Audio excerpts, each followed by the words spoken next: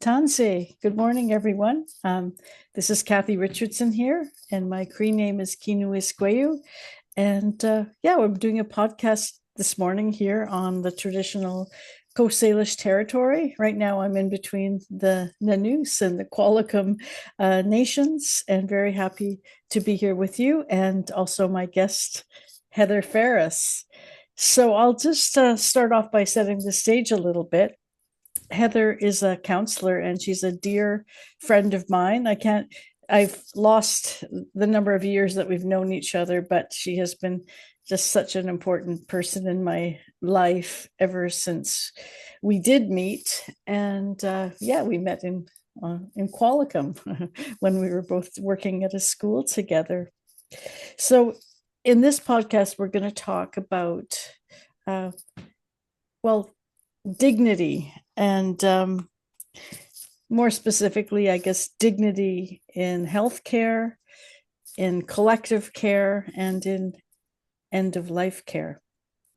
So I've asked Heather to come and talk about her experience because she has recently had a profound and probably life altering experience in caring for her partner in his end of life transition, our friend Gary. So just to start, I'm going to ask Heather. I'm going to say thank you so much for coming. And Heather, would you like to start by introducing yourself and give a bit of your background too, because you've done a lot of what I would call, dignity work and social justice work throughout your life. So let's start there. I really appreciate being here. First of all, because I have so much respect for you, for your work, for your good heart. And I'm here on Cowichan territory, and I'm really appreciative of the land in which I live. I was born in South Africa during the time of apartheid, and there wasn't much dignity in terms of the way the country was run and people's relationships with one another because of apartheid. And so my life really was very touched by that and impacted by that. And so a lot of my work has been in trying to understand myself as a white settler and understand the context of the systems in which we all live and work. And finding that theme of lack of dignity because of first of all, certainly of colonialism, but also because of systems that were run in quite a patriarchal way and a way that didn't include everyone. And so the inclusion requires dignity and patience. And of course, I'm like so many people, if I have found that that's not always there. Mhm. Um, yeah, so Gary, my beloved partner of 26 years, developed dementia.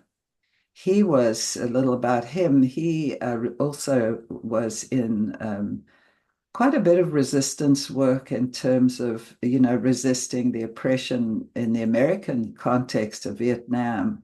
And that's impacted his life. So when we came together, we both had, I had exiled from South Africa, and he had, by coming to Canada, in a sense, exiled from his situation of needing to uh, be in Vietnam where he didn't believe and wouldn't fight for a cause that he didn't believe in. So he was a very peaceful man. His way of being. Both of us had a Buddhist background, have a Buddhist background, and so that helped us to bring peace to our own minds. Not that our minds are always peaceful at all, but the sort of collective. One of the tenets of Buddhism is about the happiness, not just for myself, but for others. So the collective kind of view of we're all in this together, and how can we do it with the most dignity and the best outcome for everyone? Mhm. So Gary was diagnosed with dementia in 2020. Yeah, 2020, and he was a very a man who had found he had a good brain. He had been seen as someone who was a mathematician and worked with computers and such, and he found it extremely hard to be losing his faculties in that way, as most people do. Yeah. And it moved pretty quickly. And initially, well, in fact, for the first 3 years, he was at home with me. And it was not easy because he wasn't, he was resisting me too at times. But it was well, once things became too difficult to manage at home that we were really asked to take him into a facility, a long-term care facility. And that was where I recognized the incredible barriers that people have to a dignified and happy life. Some people can manage those experiences, but I found his was very interesting to me because um, he very early on received labels like aggressive, combative, and actually, I think he was just trying to survive. The interesting part in the systems, and there are other examples that I have too, were that if people had a compassionate, slower approach, there wasn't, you know, Gary certainly wasn't combative. He certainly still wanted some dignity, but he wasn't combative, and I've heard that with others too. Mhm.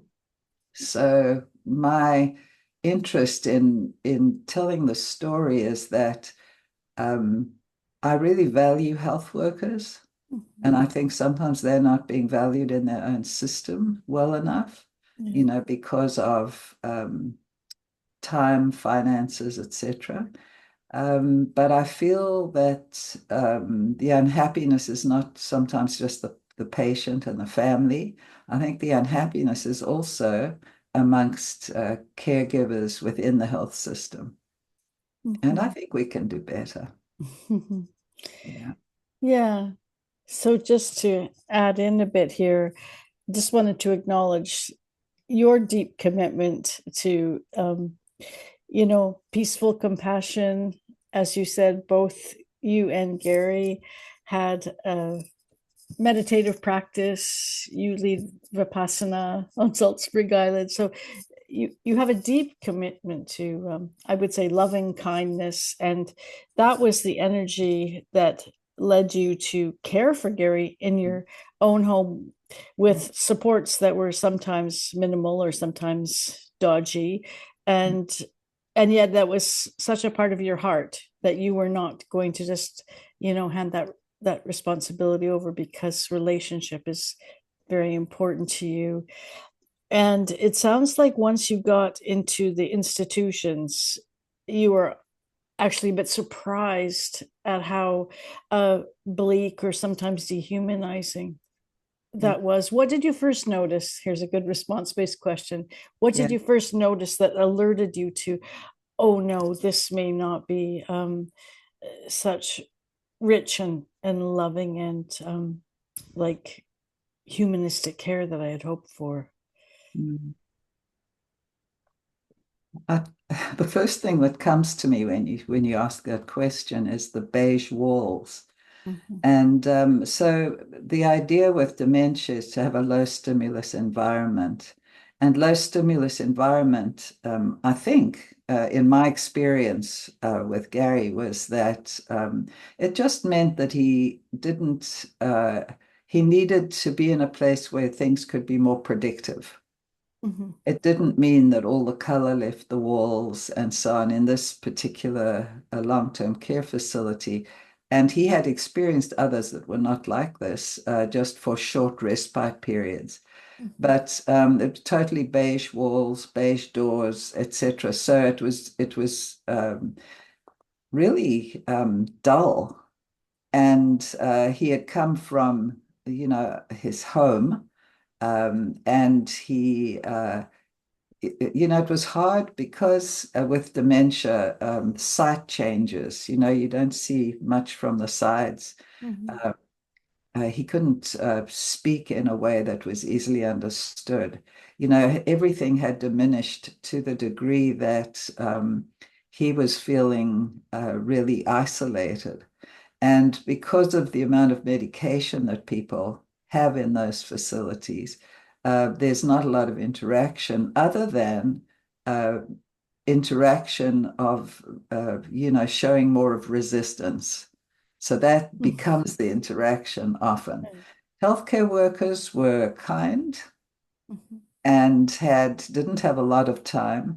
And the most sort of oppressive part was the fact that their job was to change people, give them intimate care, shower them, and so on. And when people came in with that job in mind, not interacting with the person, and this was very obviously very personal, and basically looking at whether their brief needed changing. All necessary work, but it was the way in which people had to get a lot of work done in a short time. And so a lot of focus was literally on changing a brief because a lot of people were incontinent. Mhm. It's not pleasant work. I totally understand that, but there were some really interesting people who were interested in Gary. They were interested in who he was. They were pleasantly surprised at who they were getting to work with. Mhm. Some people said he's just really such a lovely man. Mhm. And yet, um, within a short time, he was, he was given labels like, as I'd said before, aggressive, combative, Mhm. because when people came in totally focused on, on, if I may say, his groin, because Mhm. that's basically what the job was, um, he resisted. I Mhm. think it was natural, saying, I'm much more than this, and please, I don't even know why you're here and why you're coming at me from the side or whatever. So there was as well as those who found him to be an easy person to be with, um, more often people he would resist their care. So he would flail with his arms, very common in dementia. And Yeah. what I understood, because I had been his caregiver for a lot longer than doctors and so on had thought. I couldn't do overnight care. I just want to say that Mm. because he would, often people with dementia are awake at night and sleeping during the day, and I couldn't do both. So I had really tried to get overnight care, but that wasn't available. So that was the only reason why he, in fact, had to go into care. Mm. So again, in care facilities, the hospital too, um, there's less staff at night. Yeah. And so the ability to actually be with people at night, just wasn't possible for them. But unfortunately, the care was either just medicating more, and sometimes with medications that healthcare workers felt actually didn't make any difference, but Mhm. had other side effects.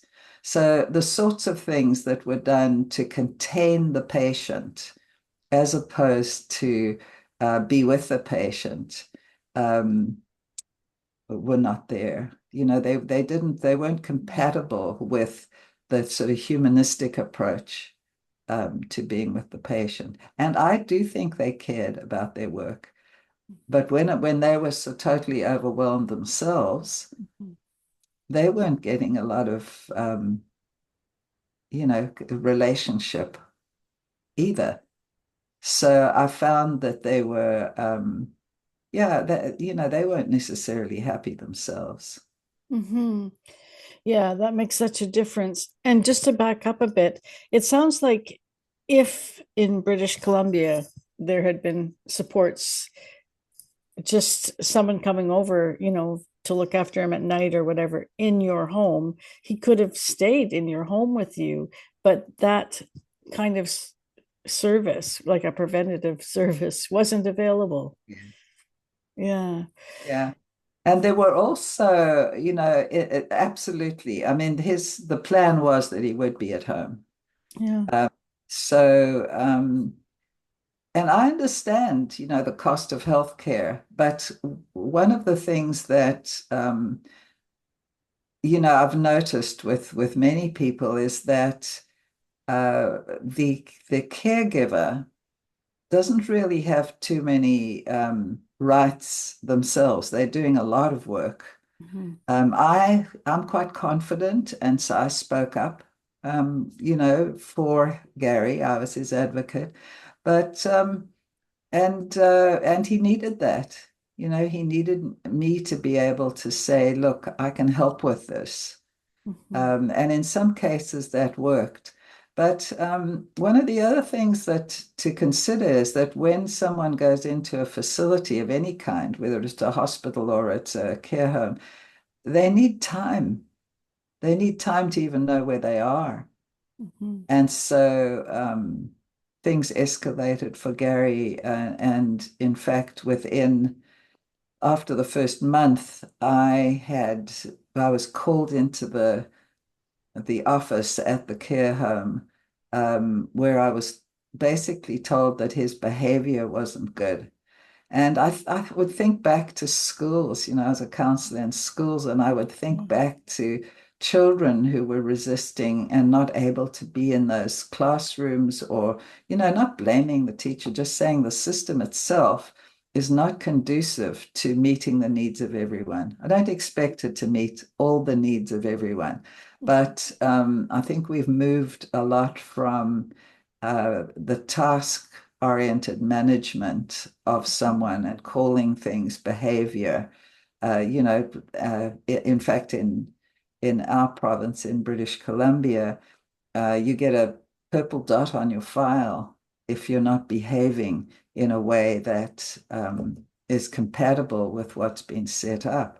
And that can't be easy for healthcare workers, Mhm. because healthcare workers see the purple dot. And I witnessed the numbers of people, lovely people, but coming in scared, because he would flail. He wasn't there to hurt anyone, Yeah. but he was flailing, and I could see I didn't want, and he didn't, I'm sure he didn't want people to get hurt at all. But it was the sort of it's sort of a setup for failure, really. Hmm. Yeah, and so just to break it down a little bit, I've seen a few wonderful examples. Like there was a short film out on nurses in the downtown east side and how they approached um, people that needed medical care on the street with carefulness and dignity. And so they would come and make eye contact. They'd ask the person how they're doing today or how they're feeling. Then they would explain, look, Joe, I have a injection here. I'm going to have to put it in your arm. Um, and then they'd wait for the response. And often people didn't want an injection in their arm, but then they'd say, okay, I'll wait until you're ready. Can you put out your arm? And then, look at me and let me know when you're ready. And then they'd have maybe a little smile or a little interaction. And they'd say, okay, it's just going to hurt a bit, but it's just like like a blackberry bramble or whatever. And oh, look, there, it's all done. How was that? How did I do? And that kind of rapport that would walk them through the intervention. And I was just really moved at, like you said, slowing it down, making contact with the full human being, looking in their eyes and making sure that, you're seeing each other. and then just talking them through it so they know, like you said, there's something about predictability that Mhm. creates safety for people when they know what's going to happen. Mhm. And a gentle tone of voice can be reassuring. Um, do you want to reflect on how you saw that and the difference when somebody actually took time to care in that way? Yeah, thank you, because I'm very interested in that. Mhm. Um, my objective is not to blame. It's to say we can do this very differently, Mhm. because I saw evidence of that. There were some healthcare workers who had come in from the Philippines, some men, and I'm just speaking directly to that experience. So there were a number of them who came into our home.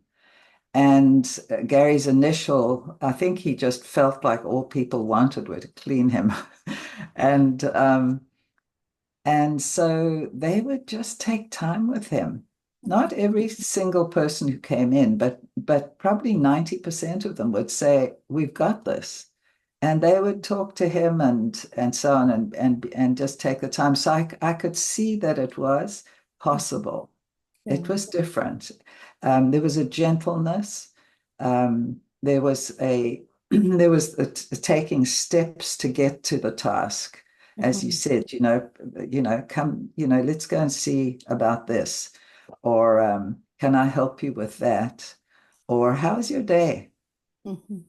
And the fact is that Gary couldn't communicate verbally really well, so it took longer, and they took the time to do that. Mhm. So it's definitely possible. The other thing I noticed was that hospice trained health workers, they're trained to be in the presence of death. And there's something about that that sort of has much more humility, has the slowness, because you're not going anywhere to, rescue anyone from anything. So, excuse me. It's the nervous system of the health worker is actually of prime concern. It's like take your time, be with the person who is in this situation, whether they're dying or whether they're grieving, and be very respectful. Mhm. Uh, we talk about presence. I'm just going to have some water. Mhm.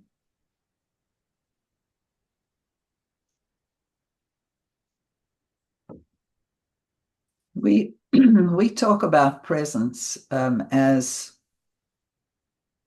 recognizing what's going on in us before we approach another.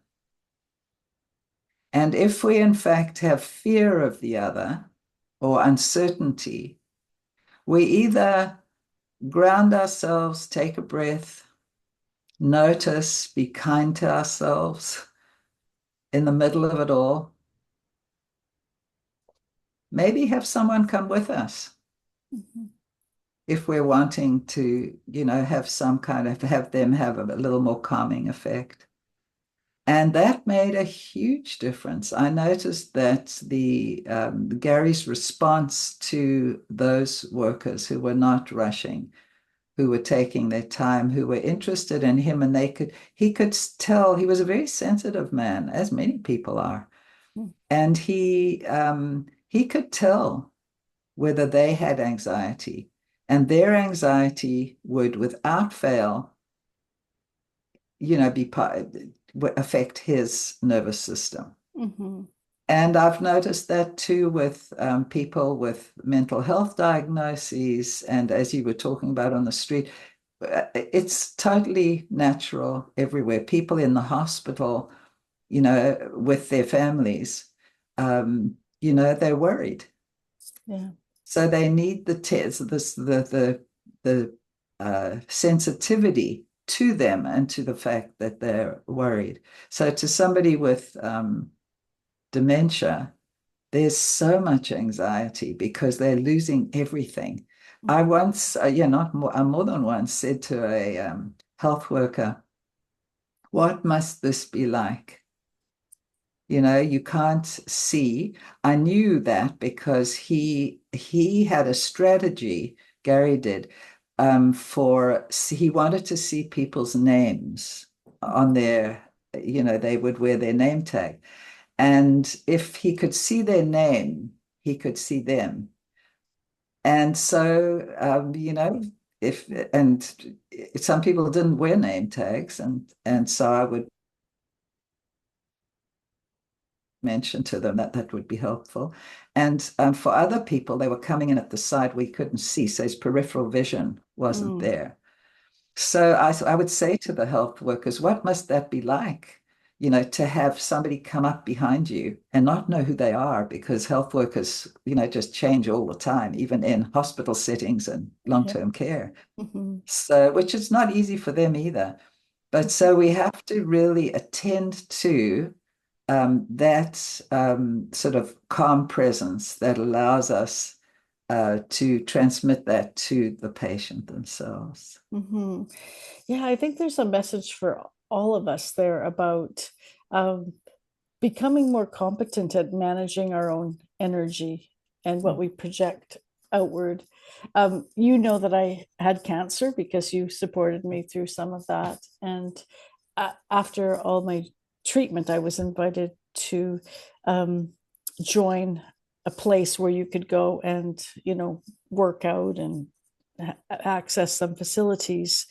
And it was run by volunteers. And when I went for the orientation, um, I think I too am quite sensitive to this, but the woman who was showing me around was talking a mile a minute, and she was just vibrating and buzzing. And I don't know what it was for her, but she was not very comfortable in her own skin, I guess.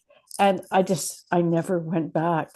And Mm. I noticed that, like you said, some people had very good training. We're Yeah. talking about the hospice workers, and some volunteers, they were probably former cancer patients. So they would go in the hospital and they'd want to talk to people who were getting chemotherapy.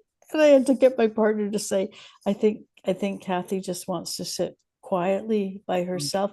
But what they were doing, they were not self-reflective about Mm. how they were being in the presence of another. And there's something so important about that.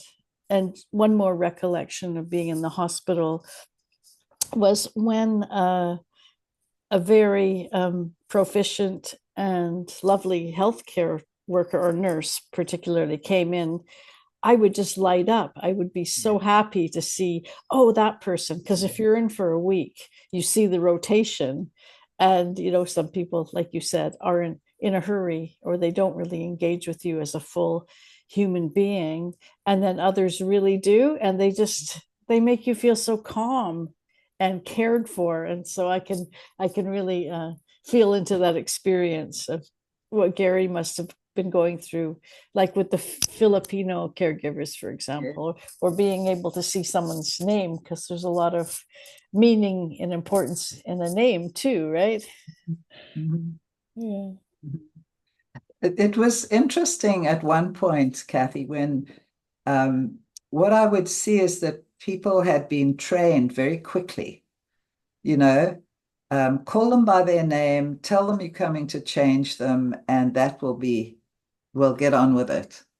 But that really isn't the training, because Teepa Snow, who does amazing dementia uh, work, Mhm. um, she actually wrote the forward in my book, because I'd written a book while Gary was ill.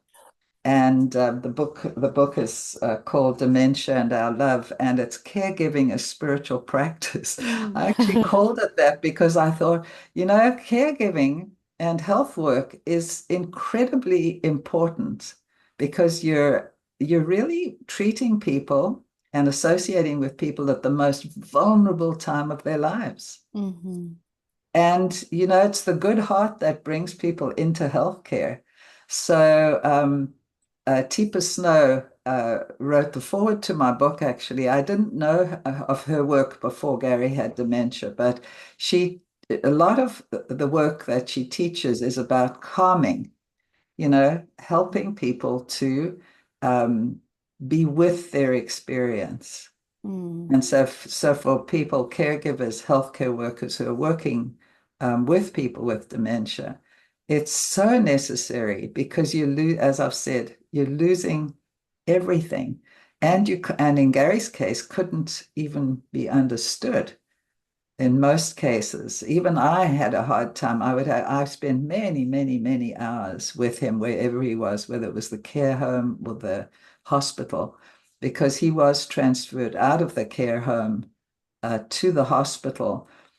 And this part of it probably really instigated my advocacy work because he was taken in a police car, Mm. strapped down in 6 places. He was handed over in the emergency of the hospital to security because he had flailed, hitting out when he was. What had happened is that was very noisy. He was up at night, and they like people to go to bed. Obviously, I suppose, but it's not the way it works. And so he was banging on doors and so on. And they took him in a police car. I can't imagine what it's like for the police. The same with mental illness. You're hauled away. And when I arrived at the hospital very early in the next morning, when I'd heard where he was, um, there he was, strapped down. He couldn't move, he couldn't turn, he couldn't roll over. He was strapped 6 places, arms out, legs out. I mean, this is this gentle man who didn't ever kill fruit flies. He was this man who really cared about life. So he was in not the intensive care, the emergency for a night, and then he was placed in a room where people didn't come and visit him. That the nurses didn't spend time. They would come and do the care, but he was not visited at all. So I actually was virtually moved in there. Mm. And it was the watching people being strapped down, watching somebody you really love being strapped down like someone it was almost like he was like a terrorist or something, and he was going to do something very dangerous. And that's what struck me, is that they're actually very scared of people with dementia, not everybody with dementia, but people who in fact are not acting in a passive way. And Gary had many passive moments. It wasn't like he was always activated. But yeah, they didn't have anywhere else to place him. So, because they did not want to have to deal with that in their care facility. Mm. But he'd only been there for 2 months. And people have said to me that in care facilities, it takes almost a year to get really used to Mhm. that, being in this totally different environment, having absolutely no independence. Mhm. And so, yeah, I was very concerned with that move to the hospital with the purple dot on his file. People were instructed to come in 3 at a time to see Mhm. this man, to change him, and he'd be Mhm. held down. Some care workers told me that in the middle of the night, security was called because they didn't have enough staff to hold him down while they changed his brief at 3 in the morning. Mm. Um, Not okay. It's not Yeah. okay. And the fact that he was strapped down, I insisted that they took the straps off when I was there. So I was there as much as I could. And he didn't realize he couldn't walk. Mhm. So he wanted to get out of bed, and they kept saying he's trying to get out of bed as if he was a badly behaved boy. Yeah. It was ridiculous. Yeah. And so eventually I brought a contraption that helps people to learn to walk. I put it at the side of the bed. I didn't wait for anyone's help or anything. I Yeah. just did it myself. Yeah. And I said to him, hold on the bar and pull yourself up. And he was so excited. You could see that was his need. Mm. And so he pulled himself up and then couldn't hold himself on his legs. Now, prior to that, prior to being in the hospital, prior to being tied down, he was walking constantly. Yeah. And within a week, he couldn't walk anymore. Mhm. So when that happened, when that deterioration happened, he said to me, no food. And he couldn't communicate, but he got Yeah. that through to me, no Yeah. food. Mhm. And I'd noticed he hadn't been eating much, but he just decided that that was it. And he died. Uh, he didn't Mhm. die in the hospital. Once I realized what was happening, I had my first meeting. I'd never had a meeting with healthcare staff. Even in the care home, there wasn't a meeting. At the care home, in fact, while Gary was in the hospital, they contacted me to come to a meeting, a care meeting for Gary at the care home. And I said, I'm confused, because he's not in the care home. And the social worker said, well, where is he? They hadn't even told the staff that he had gone, other than those who had witnessed it. Mhm. Um, they hadn't told them. So the actual dignity of the staff, the caring of the staff in relationship with patients wasn't Mhm. even honored. Mhm. So, it wasn't a good place. So I had this meeting at the hospital because I had told them that I was taking him home and I needed some care. And initially they said no. And then they said to me, if you move into the hospital for 3 days, and we'll see if you can care for him.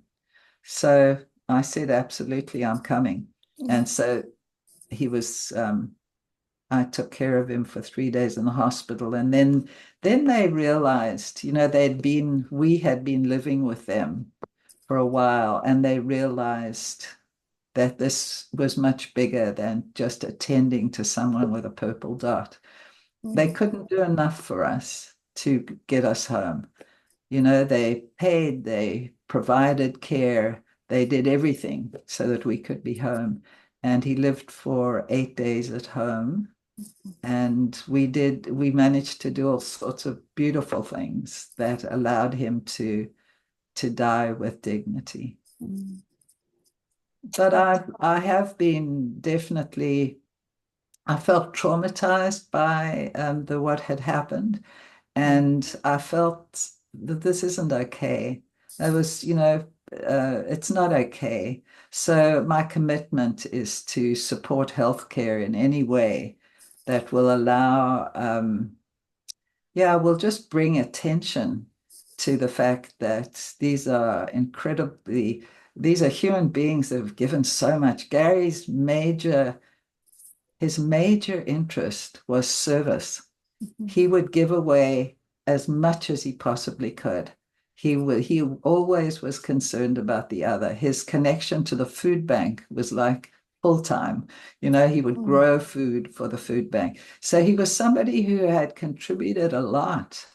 Mhm. And the healthcare workers deserve better. They deserve to also be treated in a way Mhm. that they're not a commodity, that they're actually, that human dignity is incredibly important.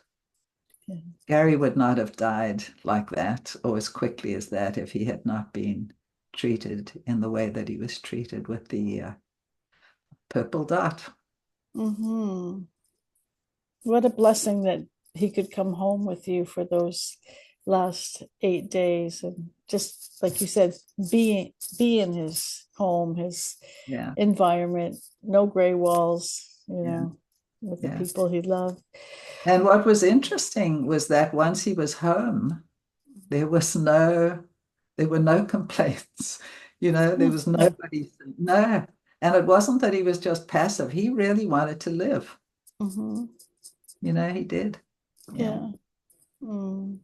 Yeah, there's so much one could take up in this conversation, so many really important threads.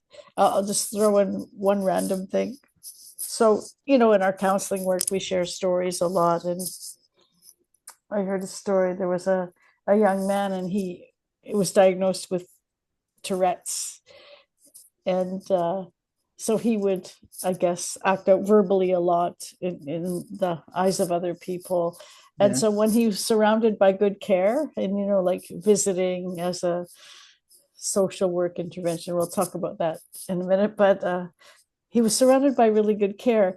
So he would still have these outbursts that were seemingly a little bit out of his control, but instead of swearing at people or yelling, he blurt out, "I love you." So it just, for me, it just spoke to Yes. the preciousness and importance Yes. of that. Yeah, Yes. that those aspects of care, right?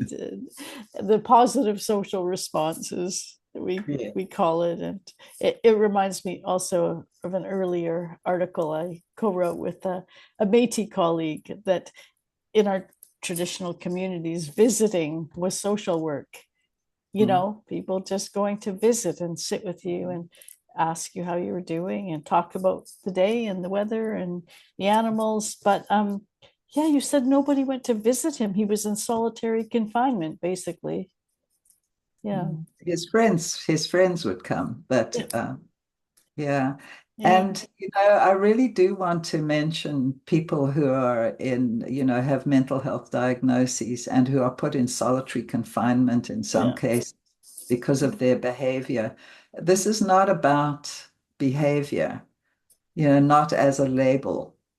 It's about a human being, and they're not able to cope in some ways with what's being expected of them. So it doesn't mean that we don't have to contain certain things. Mhm. But when we do that, we do it in the most humanistic way possible. Mhm. I mean, it's good for both the care workers and for the patients and for the caregivers. Yeah. And I guess I want to add in there, not to be positive all the time, but with just the magnitude of the pharmaceutical industry and testing and everything like that, it's still quite remarkable how wrong they get it. Not only are we over medicating people, but for people with various, like you say, mental health conditions, I guess, just load them up with Yeah. drugs that interact with each other in unknown or unpredictable and sometimes really terrible ways. And people are feeling really bad, but they're not actually being calmed. The Yeah. point of calming, like children in classrooms or foster homes, or, people that are flailing out, the purpose of it was to help them to feel more Safe. relaxed and safe. Yeah. And as far as I can see, it's not really working. Yeah. Yeah. Yeah. So It's what not makes, actually. It's yeah. not. And as you say, the medications are not the answer. There are medications that can help certain things, but they're interacting with one another. And I have one young man that I'm connected with a bipolar diagnosis, who is in a forensic hospital. So he's treated like a criminal. Mhm. And his medications are, his mother is absolutely watching the medications and the effect of the medications. And there's so much that's related to medication. Unfortunately, in a materialistic world of profit and of functioning in the fastest way, in terms of the most non-traditional approach, trying to be everything be cost effective. Um, it's medication is the fastest way to subdue. And I think that's what we're doing. We're managing behavior. And I think schools and teachers have certainly not seen that as the ultimate solution. Sometimes they do it, but children don't thrive when they're being managed. Their behavior is being managed. When they are engaged, Mhm. they thrive, the same as anyone else. Mhm. Yeah. And I guess it points to our imagination and creativity. There's a lot more that we could do in these institutions. When I was in the hospital, they ran out of rooms, so they put me in this very large closet with a whole bunch of other beds, which was interesting because my partner came and he stayed in there with me all the time on these beds. And if there wasn't a bed, he would sleep on the floor. He wouldn't leave me alone there, which I really appreciate. Yeah. And so I had a friend whose mother lived in Bangladesh, and she brought a whole bunch of rugs and carpets and tapestries, Oh, and we decorated this closet. yeah. We had these beautiful linens on the wall, and one of the nurses came in and she was stunned, and she said, wow, this is really beautiful. And then she kind of took a second look. She said, well, actually, a bit too beautiful. Like, it's not supposed to be that nice for you here. Maybe you're going to want to stay. Exactly. Or others will want to, you know what they say, don't want to set a precedent. But we really worked hard to, Yeah. decorate Yeah. in everything that means in that holistic way. So your spirit feels like you can stay overnight in the room without having nightmares all night long. Mhm. It's very frightening for people to be out of their homes and in strange places. Mhm. It is frightening. Yeah. Yeah. And I have this incredibly beautiful image, two images actually. One is that prior to Gary's death, so the day before he died, some Tibetan monks came and chanted for him, and he was so blissful. Gary was so quiet and peaceful, and the other image is having the palliative physician come, and as he heard her voice, she approached him from the side, came and looked at him, and said, "Hello, Gary. How are you doing today?" And he put his hand up like this, Mm. like, take me. I'm ready for Oh. whatever. Just the sound of your voice. So I'm heartened by the people with such good hearts Mm. that are also engaged in healthcare. And I think it's probably good for our health to be a little more engaged in a humanistic way. Mm. I think that's a really good place to leave this off. That image of Gary connecting with his palliative care doctor and her voice, and it's beautiful. And yeah, we'll put your book and the resources that you mentioned, Tipa Snow, Yes. underneath so people can access them. And just a big shout out to our beautiful Gary. Yeah. Yeah. Thank you so much. Yeah, and to you for all the light you bring into the world. Yeah. Mm. Thank you, Kathy, and you. And thanks everybody for listening. Mm.